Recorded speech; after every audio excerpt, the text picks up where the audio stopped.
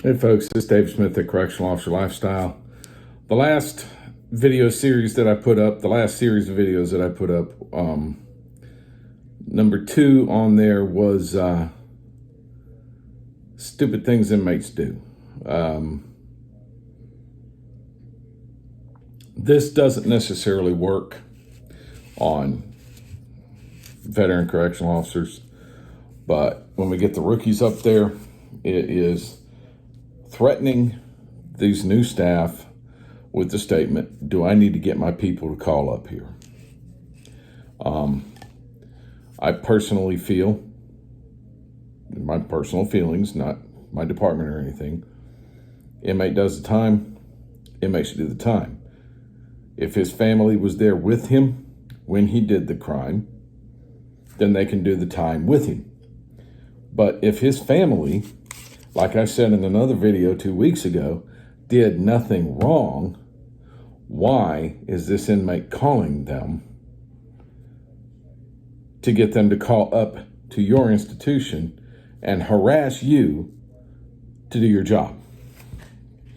They're doing it because that is a tool that the inmates firmly believe they have in their repertoire. I have had family members call me, not even family members, girlfriends call me because their significant other doesn't have toilet paper, doesn't have soap, doesn't have toothbrush, doesn't have toothpaste, things like this, okay? Folks, the times that they call me are the times when we're waiting on a shipment of these items to arrive at the institution.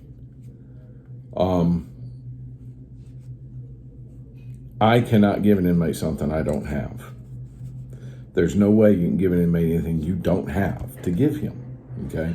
If you physically don't have it, you can't provide it. Now, we do real good about providing them with these things, but the inmate having his people call up to threaten you, that is what I believe to be uncalled for. We have policy and procedure in place. Now, I said in the other video, don't pull punches with them, okay? If an inmate's family member calls you and says, my loved one does not have whatever they don't have, go check. That's not going to hurt. Go check, okay? But they're putting an unnecessary burden on their family.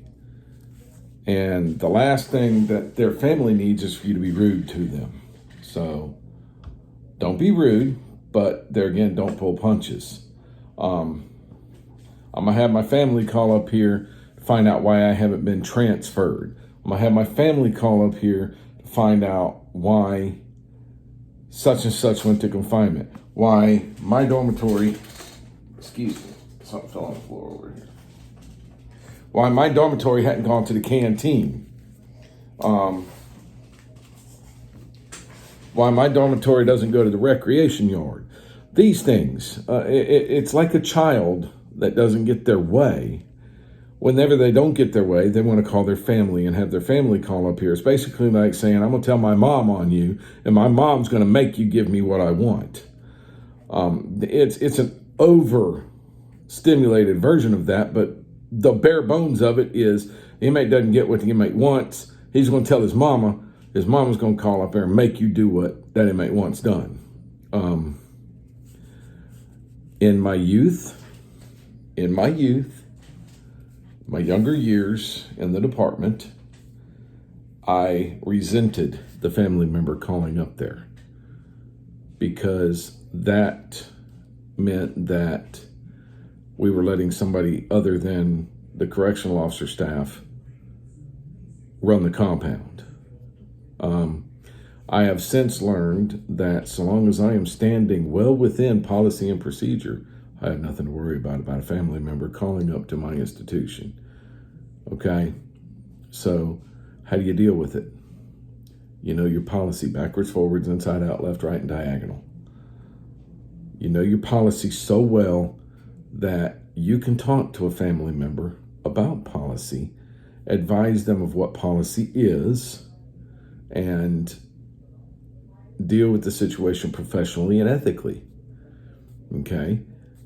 I want to question you, or I want to caution you, not question, I want to caution you if an inmate's family member gets verbally abusive with you, if they start cussing, they start screaming, yelling, and hollering, calling you everything but a child of God, you do not have to take that. You have every right to say, I am terminating this conversation because of your attitude. Feel free to call back during business hours and talk to my supervisor, Warden so-and-so. Okay? You do not have to take verbal abuse from an inmate's family. They don't get verbal abuse from us. We're not going to take it from them. Okay? Folks, that's all I got for this video. This is a pretty simple video. They call up there, treat them professionally, but don't put up with abuse from them. Okay? If you like the video, make sure you hit the like button. You want to see more, hit the subscribe button. Hit the bell for notifications when I post new videos, and subscribe. Or not subscribe, but comment. Leave me some comments. Leave me some comments. Let me know what you're thinking, okay? As always, there's no place for domestic violence in this world. We need to get rid of domestic violence. If you are the victim or you know the victim of a domestic violence situation, 1-800-799-SAFE. 1-800-799-7233 is a domestic violence hotline. The people at the other end of that phone call have the tools, abilities, and resources to help the victims of domestic violence. If you know the aggressor in a domestic violence incident, say something to somebody. Remember that the worst thing you can do is nothing. And if you are the aggressor in a domestic violence situation, there is help for you too. First, you have to admit that you need it. Second, you have to ask for it. That's all I got for this video, folks. I'll see y'all in the next one.